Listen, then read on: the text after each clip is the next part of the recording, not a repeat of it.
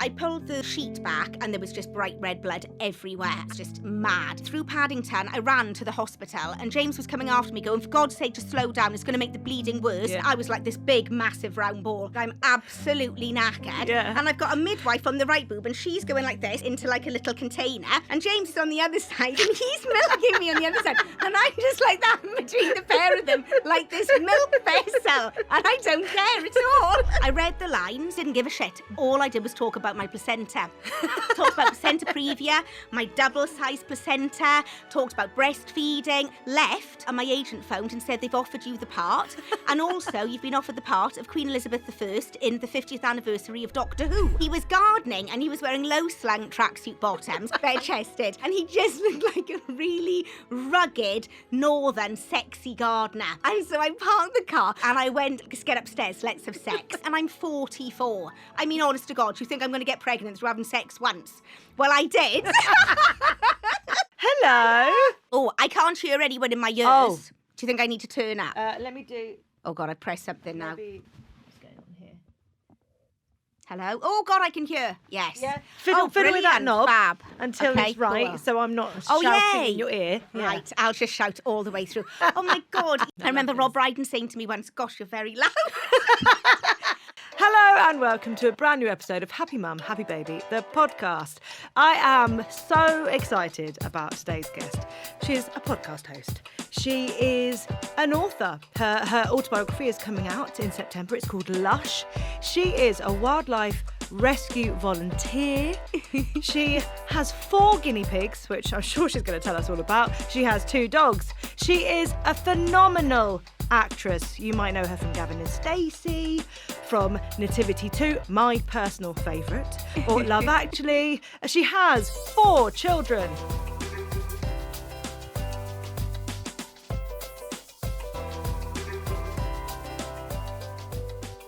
It's Joanna Page. Hello. I'm so happy that you're here. Thank you so much for having me. Also, all those things. Like, so many people will God. know you from Gavin and Stacey and your Yeah. amazing work as an actress. But when I was doing my research, when it came up as, wildlife rescue volunteer, I was like, oh, wow. Yeah. Oh my God, yes. Well, I was filming. It was all last year because everything just all merges into one, doesn't it? When you've got kids and you're working. And it was last year I was training to become a wildlife rescue volunteer. And I did. I went out and I rescued foxes and blinking badgers. I would like to get more animals. And there's this whole running thing going with me and James that he just keeps saying, we've got so much going on as it is because we've got 4 guinea pigs. Yeah. Which he was just like, I don't know why we got the 4 guinea pigs. Why didn't we get 2 or why did we just get none? And I was like, because we've got each child now has their own guinea pig. And I think it's really good for them to get responsibility and know how to look after, a smaller animal. How is that responsibility going? Well, it's gone out the window. Okay. Shit. Yep. Because they are 3, 8, 10 and 12. Mm-hmm. They did a whole mood board about what it takes to look after a guinea pig, what you feed them, how often you feed them, what we do, how you clean them out. 2 of them now are still doing it, but only when prompted. No, not only when prompted. Kit is really, really good. Yeah. And Eva is pretty good as well. The other 2 couldn't give a shit. Not in the least bit bothered. So me and James are doing all the cleaning out. We're doing absolutely everything. But I do love the boys. They are just adorable. Yeah. We've got Messi, Scruffer, Charlotte, who is a boy, but Charlotte is Beau's favourite name. Oh, cute. And, God, what's the name? Oh, an avocado. Yeah. So, yes, we've got 4 guinea pigs, 2 dogs and 4 children. The other thing that you have been working on and your hours that you've been working on this, literally, it reminds me of me working when the kids were younger. Yeah. But you've been writing a book. Oh, it's called Lush. Yes. And I love the fact that it's called Lush. I know. I just thought, you know what? I'm going to embrace the word because it's sort of what people know me as saying, as playing Stacey. But then also, I think it sort of kind of represents what I'm like anyway. Yeah. It was either that or breathe through Uranus. Why? Because that was right. I went to RADA to train, to become an actress. Yeah. And in one of my classes, we had to squat and walk around the room. And the teacher was going, breathe through your anus, breathe through your anus. And I was in fits of giggles whilst trying to breathe in through my anus, which is quite difficult to try and suck air through your bum hole. But they told me I wasn't allowed to call it breathe through your anus, so it's called Lush. We instead. didn't get that at Rose Bruford. Rose Bruford didn't say to us breathe through your anus. Maybe they should have done. Oh, God, no. Did you have much more of a nice sort of, let's just enjoy what we enjoy Just breathe, doing? really, yeah. No, we were sort of quite brutalised and it was just, oh God, it was hard going. Really? Yeah. So it's been really weird writing this book. I mean, for starters, right, trying to write the book with the kids is kind of impossible. And so I think as well, I was putting off doing it for a long time because life just sort of keeps going by really fast. And I don't like to sit down really and analyse stuff because it kind of makes me a bit maudlin. Because I can't look at photos really of the children. Really? Yeah, I can't look at photos or videos or think about them when they were young too much because it just makes me start crying. Because I just think, oh my God, I think about those times and it's just going so fast and they're growing up, which is just gorgeous. And I love seeing them become really independent and strong and, forging their own ideas and their identities and what they, want to do. But I can't look at stuff. So having to go back and look at it and embrace things was just really strange. And then having to do that with 4 of them climbing on me, it just became clear quite early on that it was impossible to do. And also, it's like an autobiography. Where you are when you're writing it, where your mindset is, it really does dictate what your tone is when you are writing about sections. Yes, it completely does. So first of all, we've got a voiceover, like a booth sort of thing, because James does voiceovers. Yeah. We've got one of those in the garage. So I'd settle the kids, and then That's not a soundproof booth. It is. Cupboard for you to just sit in and ignore the fact that you have 4 children. Yes. But I would go in there and he'd settle the kids and I'd switch my phone off because him settling the kids is like, are you nearly finished right now? And it's like, I am not. I'm in the middle of trying to write. Please just leave me alone. Yeah. And so I'd go in and then I'd try and write and stuff and I'd do that until about 5 a.m. I'd sneak back in, get into bed, sleep for about 2 hours, get up, and then, do the kids and the school and everything. Well, what was it like then when you finally handed it over? Well, when I finally handed it over, right, I sent everything all off, right, and I just sort of collapsed into all of their arms, and then I started crying, and it was about 9 o'clock at night, and I was just crying, and I was crying anyway, because I said, oh my God, this is like my life, and, reading stuff and all of my births, and going to drama school, and my, life in Swansea, and I just sat there, and I was really, really emotional, and I cried, and then Eva went, Mummy, will you please come upstairs? I need to pack because I'm going away, for the lodge trip with school. And I said, okay, darling, can Mummy just have 5 minutes? And she went, no, I want to do it now. And I went, oh, okay, all right. And I went upstairs and I packed her suitcase and no one gave a shit about me and my feelings. I mean, this is motherhood. You know what I mean? It's really grounding. Really grounding. So grounding. So grounding. Yeah. Well, let's talk about your childhood because you grew up in Swansea. What was life like? Oh my God, it was really lovely. Yeah. I lived in Treborth. I was born and lived in Treborth, and which was sort of like Swansea townish. And we had this gorgeous little semi-detached house. It was absolutely tiny, and it was just me, Mum, and Dad. Yeah. And I just loved it though. I mean, it was like my first home. I lived there till I was 14, and I just had the most loveliest time. Yeah. I mean, I was so close. I still am to my parents. I'm an only child, and I was quite happy with that. Do you think being an only child, it kind of helped you feed your imagination a little bit? Oh, completely. Always in my own world, and quite happy. And now I love being in my own world as well. Yeah. It's quite strange having so many kids and it being noisy and, like this all the time, because I'm used to just enjoying, my own, just being by myself. And so those times that I now get to be by myself, I really, really love it. It's so true, actually, isn't it? I think when there's that, and I love chaos, but there is that thing where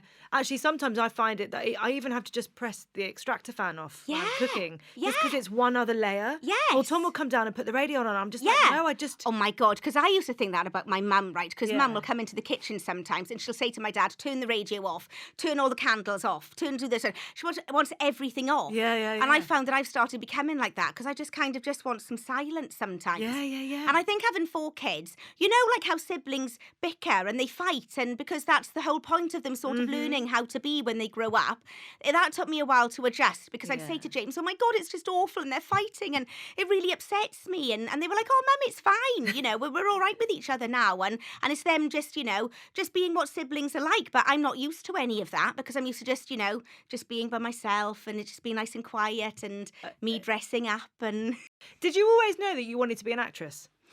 yes, it was either doing something really medical or being an actress because there was lots of medical. My nan was a matron and then my aunties, you know, worked for the NHS and worked in hospitals.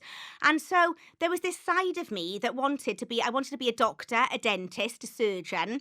I wanted to be a pathologist for a while. Yeah. Because I was good academically and they were pushing for me, you know, to go and do a degree and I did all my A-levels and, you know, and now looking back, I started doing 4 A-levels and I quite soon dropped psychology when I realised that there were boys because I went to an all-girls school. Right.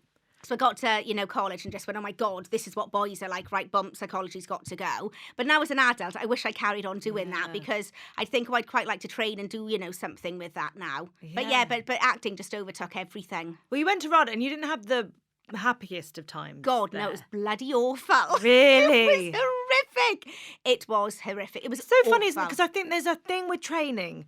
If it breaks you, then it's successful. Yeah. And I don't think it has It's to. just weird, isn't it? Especially now, having had the career that you have, realising that you have had the career that you have had because you are you. Yes. You don't need to be an RP version, No. little wallflower. You need to be you. It's so funny because the thing that makes you unique and the thing that kind of got you into drama school in the first place, where I was, they just completely wanted to strip you of that. So by the time you get to like, you know, year 2, everybody's done Alexander technique and everybody's talking This in is where RP, you literally get and stretched everybody like is a just string, like this all the time. And everybody's, you know, and if you aren't like that and you don't look like that, then it means there's something wrong with you and that you're shit and you can't act.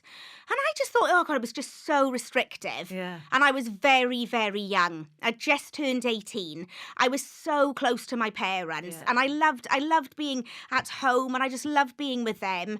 And, you know, it's like a double thing because it was really difficult going and it was so brutal and so awful. It did completely and utterly destroy me and it has affected the way that I am now. Really? Oh, God, completely. I think I'm shit all the time. I think I'm shit at acting all the time.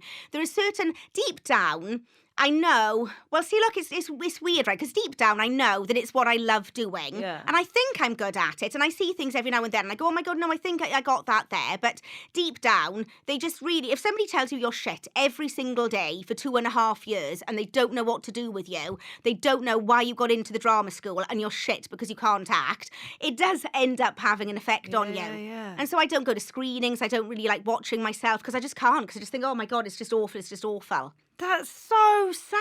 But then on the other hand, amazing. But on the other hand, I then think, well, it's quite good that I went at such a young age and I must have absorbed stuff and it made me, you know, strong and who I am today as well. Well, it didn't make me who I am today. Fuck that. I'm not giving them that. It just made me strong. But the fact that you're strong and that you can't fought against it, you know. Yes. But yeah, it was brutal. And I thought, I can't understand why we can't just go, we love acting. There's loads of different techniques. And to be perfectly honest, you can't teach anybody how to act. No. You can either do it or you can't. And we should just enjoy doing it and just try loads of different things and just have fun. And why do we all have to go, oh, It's you're really shit? sad, isn't it, that we turn something that's creative into a right or wrong? Yes. It's so weird, isn't it? Yeah. And something that's, so creative and so free and just so expressing yourself and, you know, discovering different ways. I mean, you know, because you actually are just being a human being, analysing what humans are like. And how can you say that somebody is right or wrong? Or, you know, if you were doing Laban, that somebody has to move this way or that way and has to have this speed. And I just couldn't stand. I'm much more a person who just feels. Yeah. And they wanted me to write everything down. So, you know, what is the tempo of your character? And what are you playing on this line? Is it to smooth or to jab or to whatever? It's like, I don't know. I'll just listen to what the other actor is saying and I'll just react off them, you know? Hated it. Well, you nearly left acting a few times. Yes. Oh my God, before getting Gavin and Stacey, that's the closest I've ever been to just going, boof, that's it, I'm done. Because, I auditioned for Dirty Dancing, the musical. Yeah. And, you know, so I've come out of RADA and I'm used to, you know, you get your script and it's all, I'm not musical theatre at all. And then my agent phoned and said, you know, Dirty Dancing, the musical has come in. Will you audition for the part of the sister? Yeah. And I thought, oh, God, that's just, it's not me. I know what you're supposed to act and so I shouldn't be being me or whatever. I just thought, oh, God, that's just not the part that I I would go for. Yeah, it's not my casting. Yeah. But I would always get sent up, for like the ingenue or the sexy one or the whatever. I get that sometimes. I'm just like, that's not... Yeah, I'd hate to be like, why can't I just go for the normal girl? Yeah. Or the one that doesn't always have to be the confident, sexy one, because it's not enjoyable. I just hate doing it. And so I went. I always bury my head in the sand whenever I got to go for something. I would just think, fuck it. I'll deal with it when I walk in through the door. Yeah. So I hadn't really worked on my song at all. And I just got on with it. I went to Pineapple Studios and I was just like, oh my God, this is a complete other world. It's really exciting because everybody's walking around in leg warmers. Oh my God, this is so good. And then I walked in, just sang the song there and then and sort of ran out of breath and was just rubbish, made it up as I went along. But as I was leaving, they said, we think you'd be perfect for the part of baby. We think you'd be great, you are baby. We think you'd be great. So I went back and back and back so many times and eventually got down to the last 3. And oh my God, that whole sort of musical theatre world of the last audition that you go to. I went in and it was 3 girls. The girl who'd originated the part, I think it was in New Zealand or Australia. Right. It was me and then the actress who ended up getting the part. And then there were 3 actors. So me and John Partridge together, right? He's massive and he's really built and he's wonderful. I mean, his dancing, he's fantastic. Yeah. They paired the pair of us together to do the final, routine that they do. I was so small, he was so big. We just didn't gel at all. But I got through all of that, got through all the other bits, and then I had to go in and read with the fella who was playing Johnny, right, and who done it in, I think it was in New Zealand, and he was really, really lovely. And he was gorgeous. And I had to go in and read the scene where, baby goes up to the cabin. Oh, yeah. And then they have sex for the first time. It's like, why do they always have to do those scenes? It's so difficult. Because you know that when you're in a rehearsal room, that's handled in a very different way. Well, Plus, yes. you've got the build-up to it, so it's not just, come on, be sexy. I know. And so, but what was good was that baby did have to be innocent, and she did, but still, I was like, oh my God, I'm really nervous. So went in to read with him, and they put this mattress on the floor, and they said, right, just keep on going now, Joanna, until we shout stop. So I was like, okay. So me and him, and he had his top off as well, because I remember thinking he had such dark, he was gorgeous. So I was in pieces anyway, because I'm just not very good at rising above stuff and just getting on with it. Right? And so I started doing the scene, and we acted all the way through, and she's saying, the way that I feel when I'm with you, and all of this and all of this, that stuff. And then we got to the end of the scene, and then they didn't shout stop. And I remember thinking, oh, Blinky, what do I do? Oh my God, what do I do? And then I thought, right, what the hell does she do in the film? What's she do in the film? So I thought, right, okay. So she starts walking around him and she touches his chest. So I thought, right, okay, do that. So I touched his chest, walked around the back, and then I felt like his back, and I think I went down and I touched his bum. And then in one swift movement, right, he just sort of grabbed me and swung me round. He managed to get my leg up round his waist, and he, in one swift move, it was like up the leg and spun me round like that, right? I swear, I was full on Dirty Dancing. I now know what it feels like to dirty dance, and it was pretty damn good, right? I was like, and my breath was taken out of me. So we did that. And then he sort of put my arms in the air and started pulling my top up. And so he got my top. And I can remember standing there thinking, oh my God, it's going all the way up to my bra. Yeah. And I was thinking, oh my God, shit, what am I going to do? But I'm enjoying this. I'm just going to go with it. So I went with it. And my top came up to about here. And then they went, stop. Okay, that's fine. Lovely. Thank you, Joanna. And I was like, okay, thanks. Okay, thank you so much. Bye, everybody. And I walked out of the room and I was all like really flustered. And right, okay, on to the next thing. And it must have been about 5 minutes later, the casting director came up and went, okay, Joanna, thank you very much. We don't need you anymore now. You can go. And I remember walking out of the door and just thinking, just keep a smile on your face now. Don't cry. Just don't cry. And I walked out of the door and I got onto the Strand. And I remember this taxi went past and it had a thing on the side, Dirty Dancing is coming.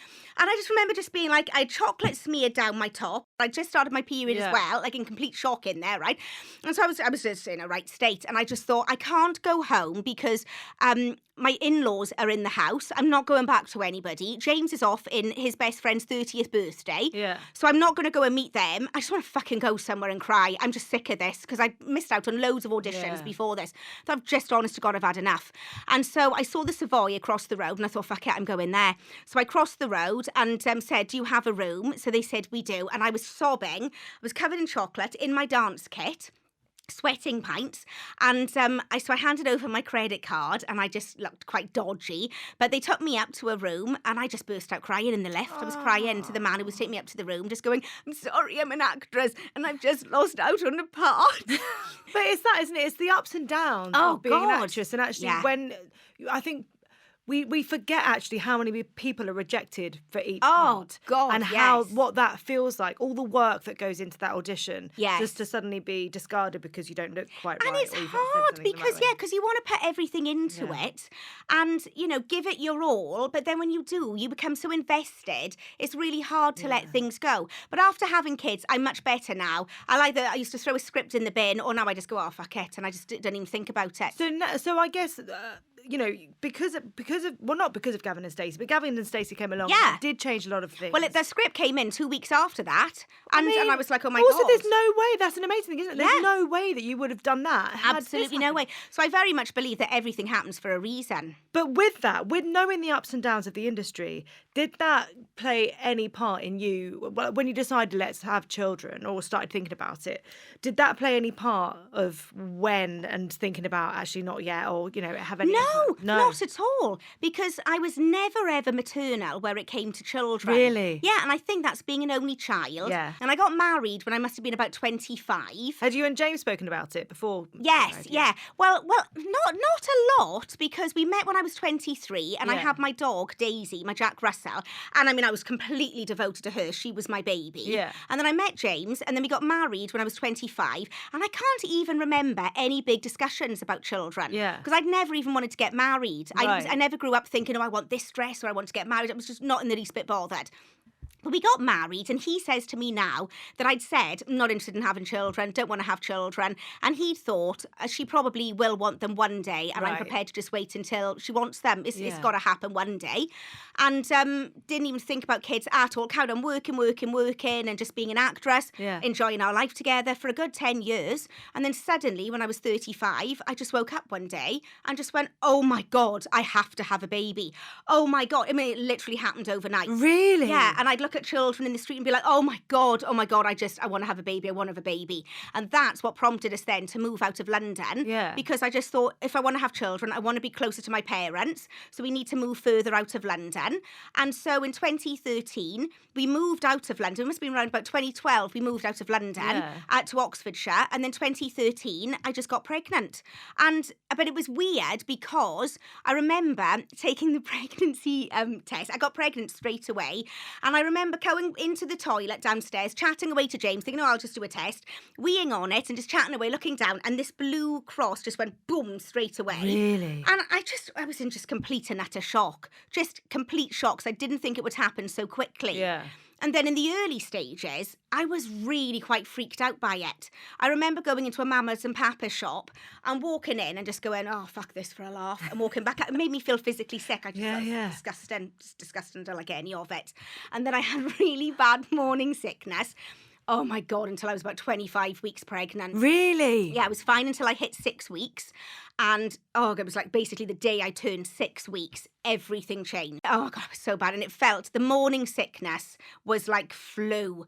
It was like this heavy pressing on my shoulders and just this constant fluey ache on my body. And I used to carry a carrier bag around with me, just being sick all the way through the day.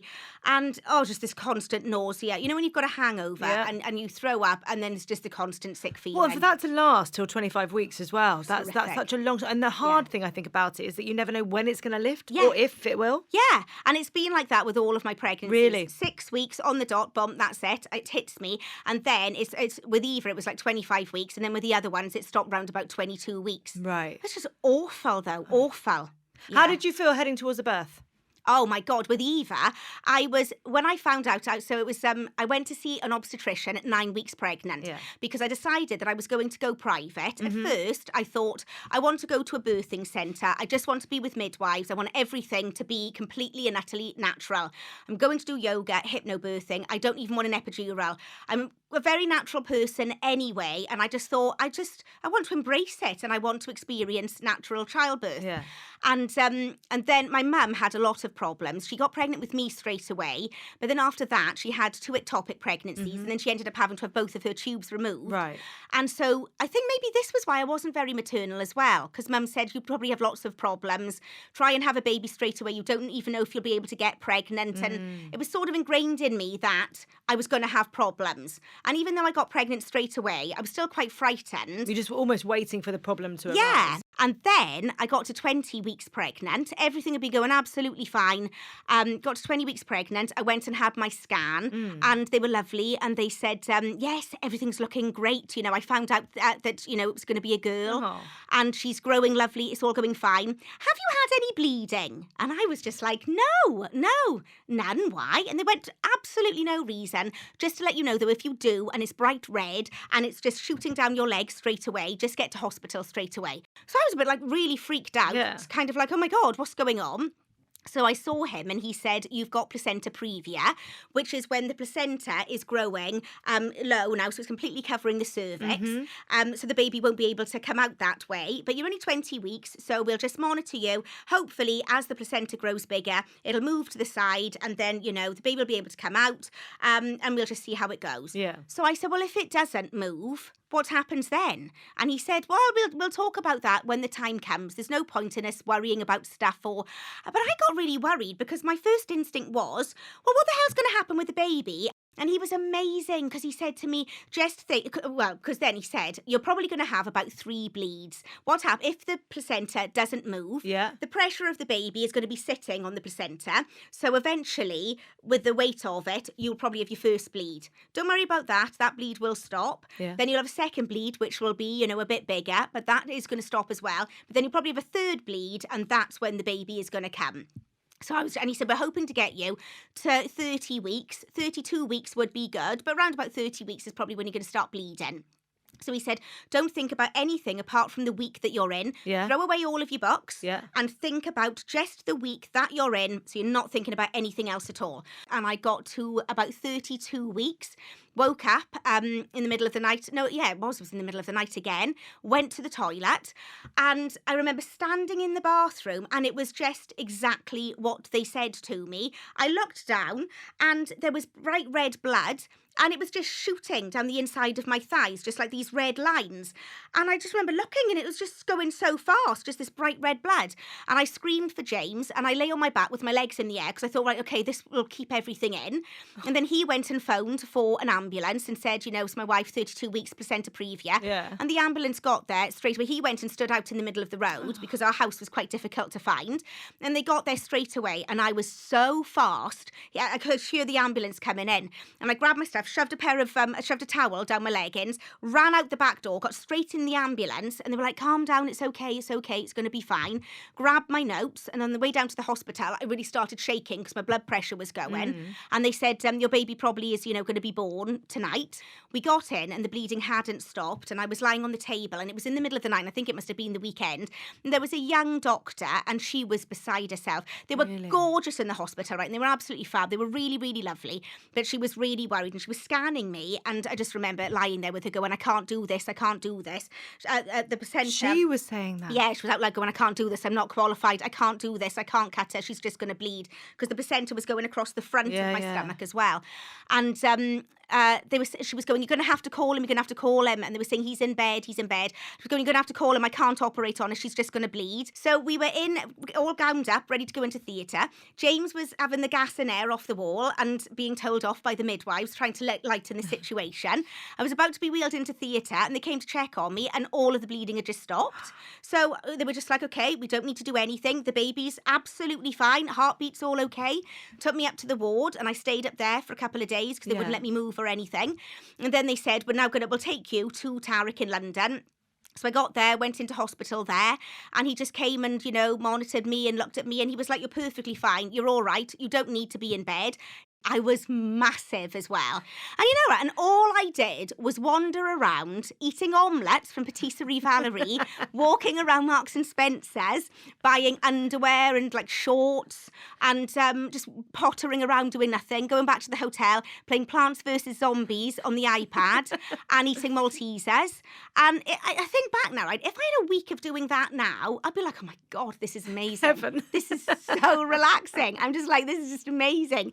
But I was so bored. Yeah. And all I had was my rucksack, and I was packing it, taking stuff out, repacking it and taking stuff out again. And then the night before I gave birth, Ruth Jones came to visit me and she was adorable, and she sat there just keeping me company and chatting to me, and it was really, really nice. And then when Ruth left, I noticed that the baby, she just stopped moving. And it's now, after having all of the other kids, whenever anything happens, I won't go anywhere. I just sort of just go, I'm just not going anywhere. So James came back from doing his voiceovers and I said, she's completely stopped moving. And he said, right, let's just get down to the hospital. And I said, no, I don't want to. I'm not going anywhere. I'm not going anywhere. Freeze. Yeah, completely froze. I said, I'm not leaving at all. And so I went to bed and I stayed up until it was 7:30 in the morning, just playing Plants vs Zombies, just lying there and prodding away and whatever. She just wasn't moving. And it was 7:30 in the morning, and then I fell asleep. I woke up at 9:30. And with placenta praevia, you can't feel the bleeding. There's no pain at all. And so I woke up at 9:30. I pulled the sheet back and there was just bright red blood everywhere. It was just mad, just blood everywhere. So I screamed to James, oh my God, I'm bleeding, just get to the hospital. And I ran through Paddington. I ran to the hospital and James was coming after me going, for God's sake, just slow down. It's going to make the bleeding worse. Yeah. Slow down. But I was like this big, massive round ball. And I was sprinting there. I got in. I went straight up to the ward, the labour ward. And they were fab. They were there, waiting for me. And then they got me into the room, gowned me all up, just wheeled me straight in. I got on the bed. They gave me an epidural straight away, which I think out of all of it was the worst thing. Really? The thought of a needle going into my spine.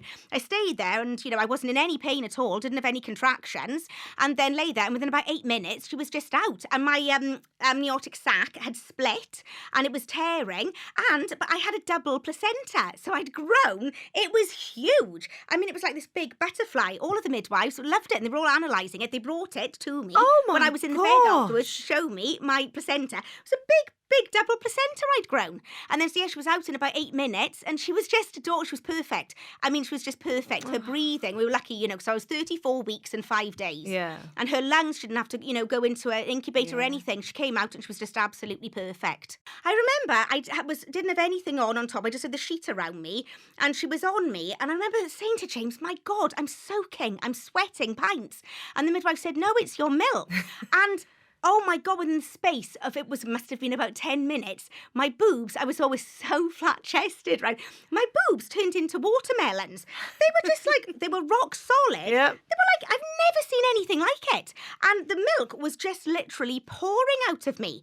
And I had so much milk and she'd go on and then just sort of kind of flop off. And she was too tired to feed. So I was sitting there completely topless and trying to get her on. And everyone's got their hands on your boobs. Yep. The midwives are like, hold it this way, put it that way, try this, whatever. And she just keep flopping off. And then in the end, they said, we want to get the colostrum. So we're going to express. And it's really difficult to express. You think that you just squeeze, right? And it just shoots out. It doesn't. You've got to have, it's sort of like a technique that kind of goes like that. I didn't have the technique.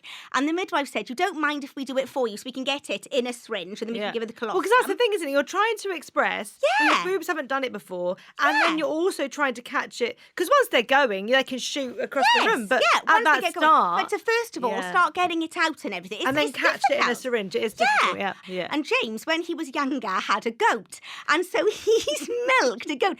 And it's a real technique and he can do the technique. So I was on the bed at one point. Eva was in the cot thing. I'm on the bed, just topless, right? Just like that, with my eyes closed because I'm absolutely knackered. Yeah. And I've got a midwife on the right boob and she's going like this to get it into like a little container. And James is on the other side and he's milking me on the other side. And I'm just like that between the pair of them, like this milk vessel. And I don't care at all. So that's what we were just doing. It was absolutely fine. Oh. But when I came out of hospital, I don't think I pooed, Jesus, for about a week and a half. Really? 2 weeks. Yeah, I went through the whole section of all of the different stuff that you can have, laxative type things. Yeah. And I remember sitting on the toilet, holding on to James, crying, going, can you die from not pooing? Because I thought, I swear to God, I mean, this is so bad that surely I think you could probably die from not pooing. So on my last birth with Beau, I was all set up and ready to go. Because with all of the other ones, I kind of done, brought in my own mint tea or brought in my own whatever. It was only giving birth to Beau, someone said to me, just take in prune juice. And I had 2 big cartons of it. And after giving birth, the midwife said to me, just have a cup of it, all you need is a cup. I fully drank 2 cartons. So I gave birth and then I just started sipping, drinking. And by the end of the day, I'd had 2 full cartons. And then that night I went to bed. So after the first day of giving birth, and I remember going to the toilet at 12 o'clock and I did a poo, got back into bed, went back out, did another poo, got back into bed, and then got out a third time and did another poo. And I was so pissed off at that point because I thought I just want to get into bed that I took a photo of myself in the mirror so I could remember what my face looked like. It's so hard though, isn't it? Because we don't know what our bodies are going to do after giving birth. Because every birth is different. Yes, we don't know what. No idea. Yeah. I mean, you've never been through it before. Yeah. I mean, and when that surge of emotion hits you, when you've got like the baby blues. I remember it was after having Noah, sitting downstairs, and it was at Christmas time, and everybody was round, and I didn't want to cry or anything in front of everybody, and the day had, gone over the next day, it literally just hit me, and I'd sit down and then I'd just get up and go upstairs and stand in the bedroom and just sob, and then I'd go back downstairs and sit back down and give another 5 minutes and then go back upstairs and just sob and sob. It's so strange, isn't it? It is. But I think it was after having Noah. So I had to have 3 cesareans. So I'd had to have the cesarean with Eva. And then with Kit, he was it was about a year and a half later, about 2 years later. They said to me, you can either have a cesarean because you've already had 1 cesarean, or you can give birth naturally. So I was really unsure, and I thought, right, I'm scared. And even though I've always said I want everything to be absolutely natural, I've already had a cesarean, and so I know where I'm going with that. So that is what I would like to do. But I feel guilty and awful about this and scared, so I'm going to also hold on and go, right, okay, I might give birth naturally. I'll see how it goes. But I was booked in for a cesarean for the 2nd of April, and I thought, it'll be funny on the 1st of April if I get up in the morning and I get a glass of water. I'm going to go downstairs and talk to James, pour the water behind me and go, oh my God, my waters have gone. And, like you get an April Fool thing.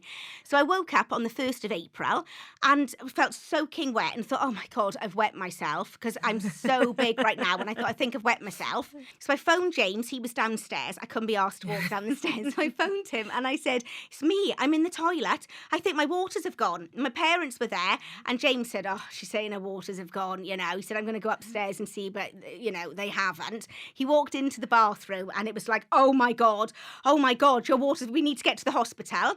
And I wouldn't budge. I just wouldn't budge. Again? Please again? Yeah, so this was in the morning, right? And I just said, I'm not going anywhere. Because what if my waters haven't gone? I'm not turning up looking stupid. What if I'm not in labour?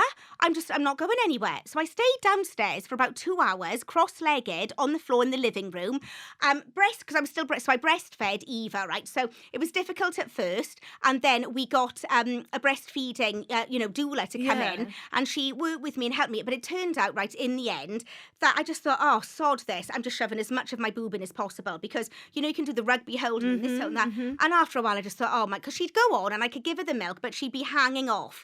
So by the time she came off, oh Jesus, I was red raw. And in the end, I sort of got my own technique, rammed as much in as I could, and it ended up just clicking and working. And for me, it was just easy. So you ended up doing it for a long time. I ended up doing it for ages, because the midwife, the doula said, boob just becomes everything. And for me, it worked, right? Just because it was like, you know, the boob isn't just for feeding. If she's upset, if she's tired, if she's whatever, you know, give her the boob. Which my mother was kind of mortified about, right? Because Mum is a Virgo and she's really neat and she's ordered and she's always got really nice hair and lovely earrings and everything matches and she's very, you know, she's really perfect. Whereas I was walking around not having showered for about 3 days and say Eva would cry about something, she'd be a bit tired, you know, where normally she probably would need a little bit of a cry and just put her in a pram and walk her and she'd probably go off to sleep. I'd be like, no, I'm putting her on the boob. I'm putting her on the boob. She was on that bloody boob, right? All the time. All the time. And my mum was mortified whenever I got the boob out. After going through the birth, and I bled absolutely loads. So I was low on iron. So this is like going back with the Eva. I was low on iron and I was exhausted. And when I got home, I was just in bed and I couldn't get out of bed. I had to go on iron tablets. I was just really, really low and tired. 2 weeks after giving birth, my agent phoned and said, there's an audition. Can you go into town? It's this new show. It's going to be, you know, the beginnings of the NHS. It's on ITV. We think it's going to be along the same lines. It's going to be the new Mad Men. It's going to run for years and it's fab or whatever. You've got to go and, you know, audition for it. And I was still in the zone of, I'm an actress. You don't ever turn down a job. You go to every audition. You don't know when the next job is coming in. How were you feeling physically about Fucked. Absolutely fucked. I was a mess, right? I was just a complete mess. I think I'd only just a couple of days before managed to poo for the first time. My nipples were bleeding. I was completely gone. I mean, and then, you know, I thought, right, okay, you've got to get yourself together, look over these lines, get down to Leicester Square. I wasn't using a dummy, I wasn't expressing, and I wasn't using any bottles. But I said to Mum, right, come on, we got to get down to Leicester Square and we're taking the baby. So we drove her. She cried the entire way in the car seat. Eva always hated the car seat, right? Mum would have the muslin like halfway over her and then Mum would be singing and rattling this parrot rattle, singing. I mean, no wonder she was bloody crying. We were just like two mad Welsh women. And then we got to this hotel and I said to Mum, just go and sit in the reception of the hotel. And Eva was sleeping at this point. And Mum said, what the hell am I going to do if she wakes up? I don't have a dummy. You haven't expressed any milk. I don't have any formula. What am I going to do with this baby? And I said, she'll be fine. Don't worry. I won't be long. So I went. And then I went to Spotlight in Leicester Square, walked in. I don't even know how I'd even managed to dress myself. And I sat down and all I did was talk about my placenta. Talked about placenta praevia, my double-sized placenta, talked about breastfeeding. That's all I talked about. I read the lines and then just I didn't give a shit. Didn't give a shit. Left. And then we drove home. I got in through the door and my agent phoned and said they've offered you the part. And also you've been offered the part of Queen Elizabeth I in the 50th anniversary of Doctor Who, which is filming at the same time. So I was just like, oh my God. And can I just say, what you would have learnt at drama school and what your drama teachers would have told you about going into an audition and the fact that you have fully turned up, being yourself, bringing in your chaos, you know, the whole personal, professional thing, keep them separate. I know. You've gone in, you've been yourself, and you've got 2 jobs off the back of it. I know, it's mad. When you go in and you just don't care, they always want you. And so it was 6 weeks after giving birth, I went and started working. Oh my God, it was awful. I honestly don't know how I didn't go into a severe depression. It was bad. We drove down to Cardiff for Doctor Who. And oh God, it was awful because she was 6 weeks old. All I wanted to do was just, you know, take her out for walks in the pram and do all those things that first-time mums do. And everybody was like, it doesn't matter. She's not going to know. It's really jarring as well, isn't it? That time horrible. Where this whole new thing, this monumental thing has happened. You've got this whole new responsibility. But then this other world is there. Your old world is there knocking on the door. And it's just, I found that really quite... It's so hard. And you feel like you still have to do it and you still have to turn up and you've still got to work because that's how the money is coming in because you're self-employed.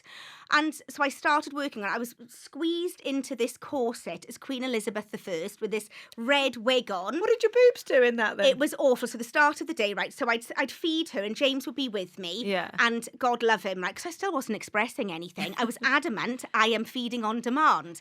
So a part in my brain had gone of, I'm sorry, you're not getting me 100%. And I was very adamant about what I wouldn't do. So I said, I'm feeding on demand. So when she needs feeding, I'm going to feed. So I'd feed her in the morning and we go on set. I'd feed her in the morning and then I give her to James, and then he would just be driving around like all of like the little hills and trying to like get her to just sleep in the car seat and stuff. And then I'd be filming and my boobs would just get bigger and bigger and bigger as the day would go on. And then at lunchtime, I'd go into my trailer, I'd feed her for about half an hour, I'd try and have some food, and then I'd just go back on filming. And it was horrific. I didn't know my lines. I didn't know what I was saying. I was doing it all in a Welsh accent. And I just thought, I don't know what I'm doing here. I just can't deal with the situation. Just try and get on set. I was really worried because it was like Matt Smith, David Tennant, and Billy Piper. And I just thought, oh my God, everyone's going to be just thinking she's shit, which is I ridiculous. can imagine David being the most oh my God, he's wonderful adorable. human about it, though. Yeah, he is adorable. Yeah. And also, you would never, ever look at a woman, right, who was given birth 6 weeks previously, right, and go, she's not being a very good actress right now. You kind of go, what the hell is She's really she not doing got her here? shit together right now. Why isn't she doing a better accent? I mean, surely she could have been working on that this morning. But was it just a decision? We're binning it, she's Welsh. Oh, God, yeah. I mean, it wasn't even a decision. Yeah. It kind of was like, it was just turn up. Oh, my God, what am I saying? Just look at it, right, turn up. Oh, my God, if I manage to get some words out and hit the spot of where I'm supposed to be standing, you know, I've managed to get somewhere. And then I at the same time started filming this thing Breathless then for ITV about the NHS. So I'd be on set and then all of a sudden you could hear this baby's cry in the background and Mum would have alerted them and said, we've got to feed Eva now. So she'd bring Eva on set. Everything would just stop for about like half an hour and they come and go, oh, Jo, how long do you think you'll be? And I was just like, well, I don't know. She could be like half an hour, 45 minutes. And I just make everybody stop. And I would just feed. But then, you know, after you feed afterwards, you just want to touch them and hold them. And, oh, my God, it just ripped my heart out just having to hand her back and then just go and work. And I just thought, it's not for me. I can't do it anymore. It's just can't do it anymore. Well, looking back, now that you've had 3 more children, you know, you've probably done it differently each time, depending on what's going on in life.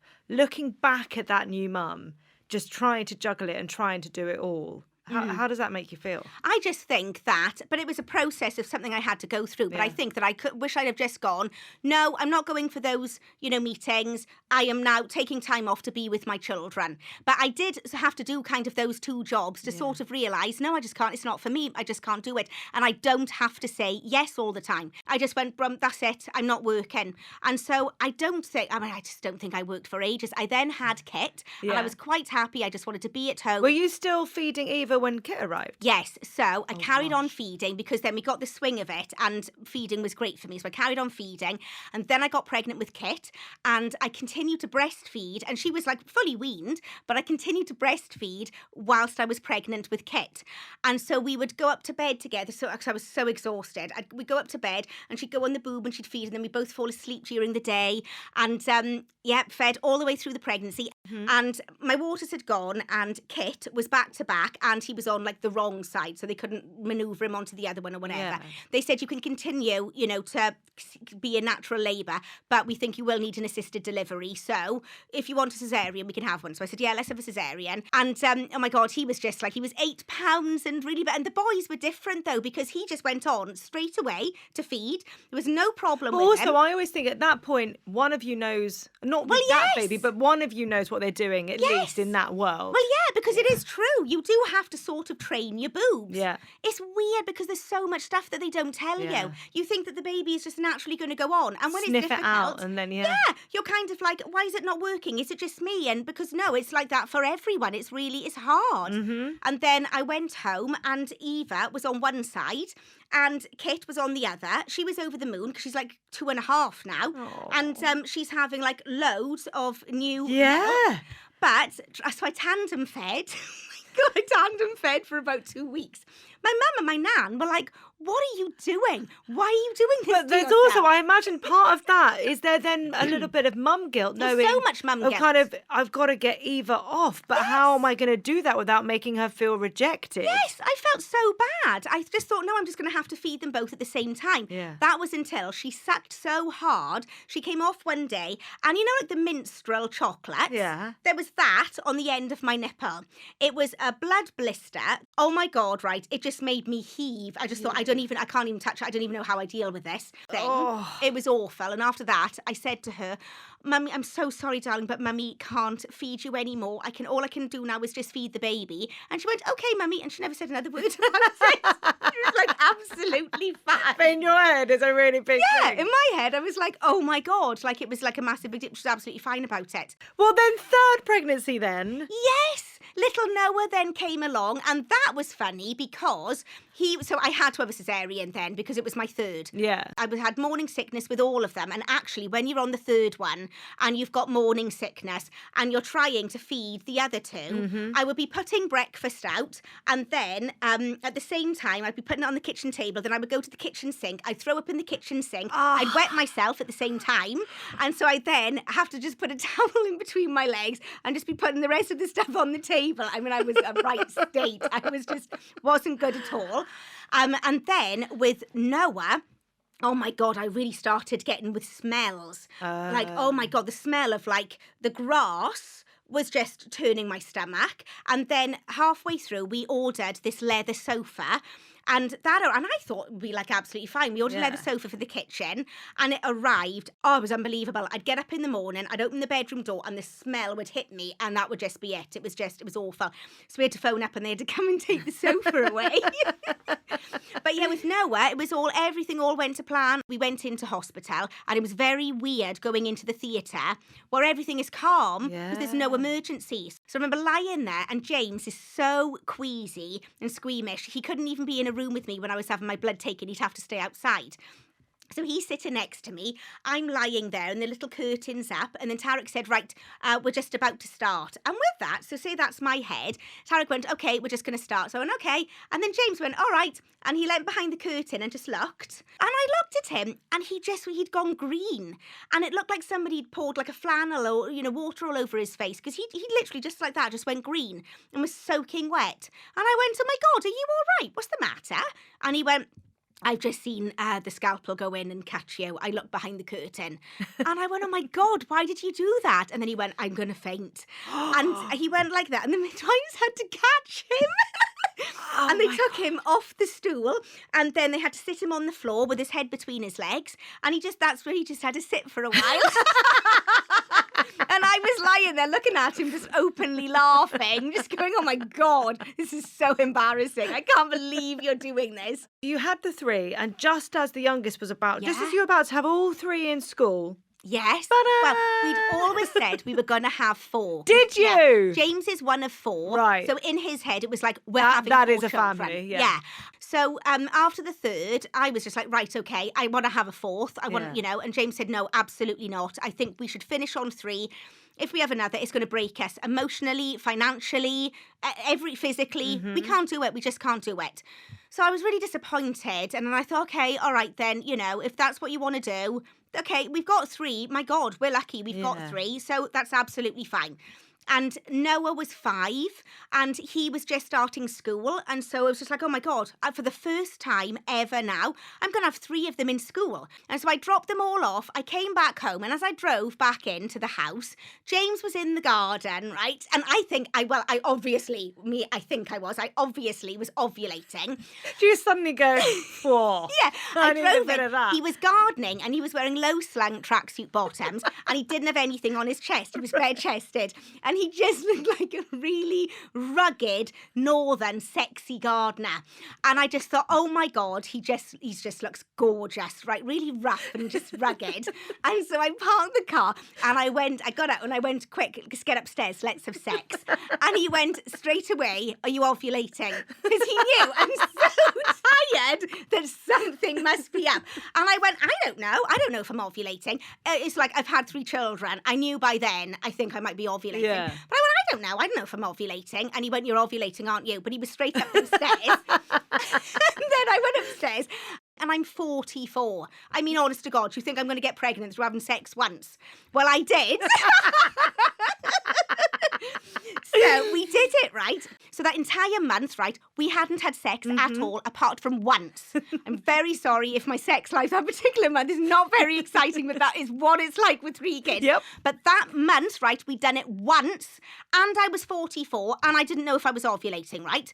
But I thought, Jesus, this feels like I've got something inside me. This feels like when I'm pregnant.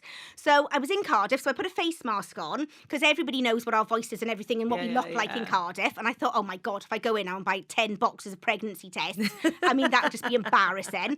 So I went off, bought like loads of boxes of tests, went back to the hotel, sat on the loo, weed on the stick, and it just went boof and just came up straight away. And I just thought, oh my God, I'm 44. I'm 44 and I'm pregnant. And we only did it once. What the hell are we going to do? So I phoned him. And I said, hiya, it's me, because he was up in Oxfordshire. I said, it's me. Are you with the kids? And he went, well, obviously I'm with the kids. And I went, okay, can you just leave the room and just go somewhere on your own, you know, to sit in a room on your own? I've got something to tell you. Yeah. And he thought I was going to, I mean, it was so serious and so out of character. He thought I was going to say something like, you know, I'm leaving you, or this has happened, or, you know. It was because it was so like, I need to tell you something on your own. So he was like, oh my God, what's the matter? What's the matter? And I went, I'm pregnant. And he was like, what? I've never heard him in our entire marriage and relationship ever be so shocked and just be so quiet.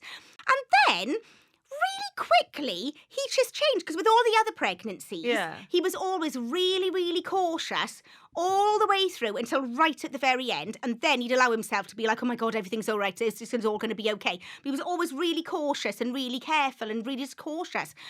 In a split second, he just went, oh my God, this is amazing. And he went, this is like me, because he was the 4th one.